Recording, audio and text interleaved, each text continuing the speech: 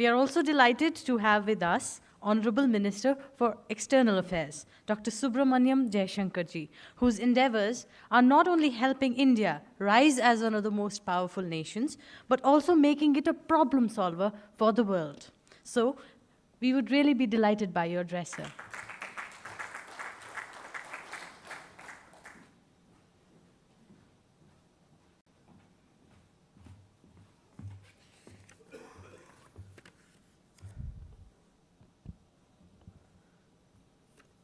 My distinguished ministerial colleague, Education Minister Dharmendra Pradhan ji,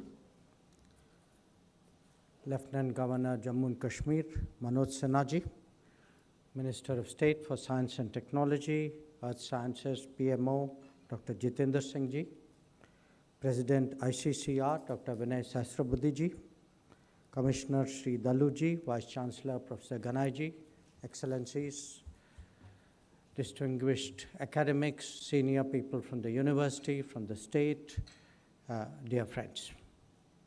First of all, a very, very warm welcome here, because as I am the guest, but this is also the building which is part of my ministry, so I'm also partly the host. So I'm really very, very pleased to see you. I must follow Dharmendra Pradhan ji really in complimenting Coast Kashmir for this initiative. Because in the 4 years that I have been Minister of External Affairs, and the 3 years before that when I was Foreign Secretary, I've never had any university of any kind approach us saying, what do we do to get more foreign students here? So I not only appreciate this initiative, but I actually, like Dharmendra Pradhan ji said, I think this is an example for other universities. I hope others will follow suit. And if they do, I want to also assure them today that we will be as responsive as we are to all of you. Now, you all know that 4 years ago, a very big process of change started in Jammu and Kashmir.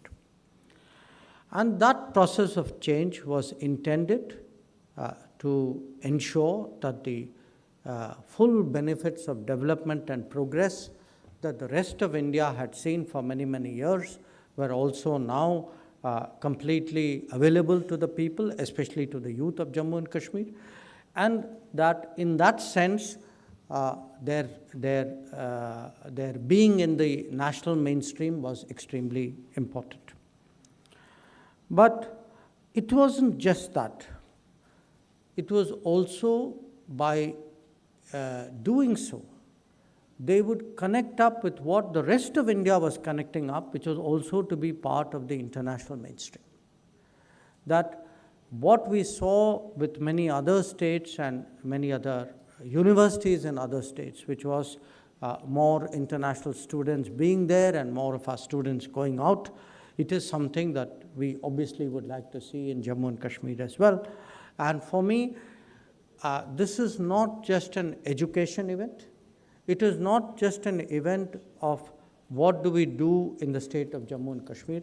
It is for me a very integral part of ensuring that a very important region of India is connected and I say this as a foreign minister, is connected to what is happening in the world. So this occasion is something which is, for me, of exceptional importance. Now, you all know why education is important. Education is important because perhaps more than any other way, it is the path of mobility. It is the path of progress. You know, there are many of us, and I count myself, people who through education actually have come up in life. Now, education is not just a quest for knowledge.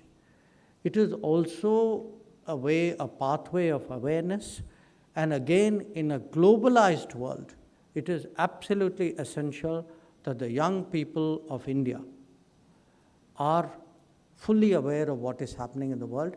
And there is no better way of knowing what is happening in the world than to have international students among you. It's obviously many years since I was a student. But I can tell you, I still remember at that time, there were very few international students in the universities those days. But I can still remember every one of the international students who studied with me. And somewhere, they connected us up. I'm now talking of the period when I was in JNU. There was a student in my time from Japan. Many, many years later, I went to Japan. And there were things that student had, left in my memory in the interactions we had. And suddenly, a lot of what he said came back to me. It came back to me as a way of connecting up with a place where I had just gone in with very little prior knowledge. So I see the purpose of getting more international students in our educational institutions as something hugely important. And I want to say again in this forum with the Education Minister present that we see this as a partnership between the Education Ministry and the Ministry of External Affairs, and it's our shared responsibility to ensure that this aspect of the new education policy succeeds fully. Now, where are we today?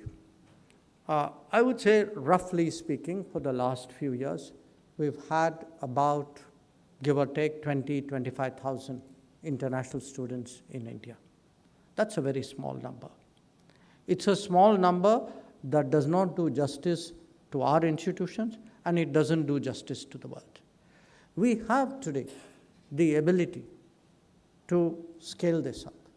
We actually have an obligation to scale it up.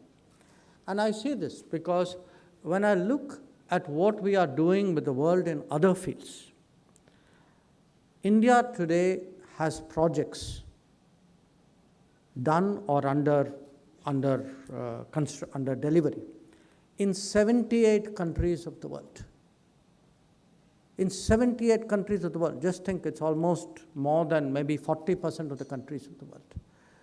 So if our relationships are so extensive, if our investments are so deep, if our networking is so good, we need to see that translated into a greater flow of international students to India.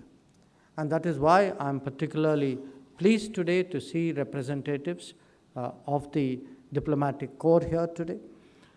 And I would like to tell them that, part of our relationship building is also how do we grow the number of students, because students at the end of the day are the best investments that anybody can make. They, the difference that they can make. We have seen students, there are today people, I just came from Fiji, The Prime Minister of Fiji had, as a military officer, spent time in a course here. The President of Nigeria had done so. There are many places where I have seen people who have availed of our technical courses, of our professional courses, who have come here for some kind of training. But I believe that rather than, catch them, I would say, later on in their career, it is much better for us that this relationship building start very much earlier. And I would certainly hope that we can find ways by which this outlook of ours, Vasudhaiva Kutumbakam, it is also expressed in the field of education. Now, a few words about agricultural science and technology, and I am not in any way connected to that domain. But I do know one thing, that if I were to look at the few, maybe 3, 4 big problems of the world, problems not just of a year but problems of a decade, maybe of a generation, and problems that affect the entire planet. Clearly, challenges of food security are right up there in terms of problems. And last year, because of what happened due to the conflict in Ukraine, this was brought home to a very large number of countries. Now, there are, there was a diplomatic initiative, many of you would have heard at that time, to get grain out of Ukrainian ports. But that was not the problem in itself. It was actually one aspect of a much bigger problem, and the much bigger problem is that if you look at what is actually required for decent nutrition in the world, global food production is well short of that, and we have to think of this very differently, very imaginatively, and that is why I would say Prime Minister's initiative that we celebrate, we mark, we implement 2023 as the International Year of Millets. Believe me, I regard this actually as an extremely profound and consequential initiative, because it addresses a very big demand gap in a very practical way, that you are looking actually at a grain with which the entire world has a history, which has enormous nutritional value, which has a very low water consumption, which is produced by small farmers, which therefore is an entirely ignored area. I mean, in this country today, for every kilogram of wheat we produce, 5 kilograms of wheat we produce less than 1 kilogram of millet. Surely we ourselves have scope to grow. But the Prime Minister is not just thinking about our country. He actually has a global perspective.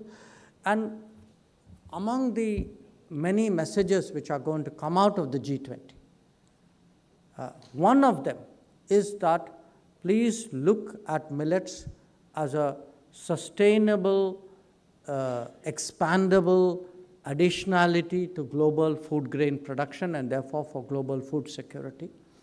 And we can only do this at a global level if we are actually connected globally.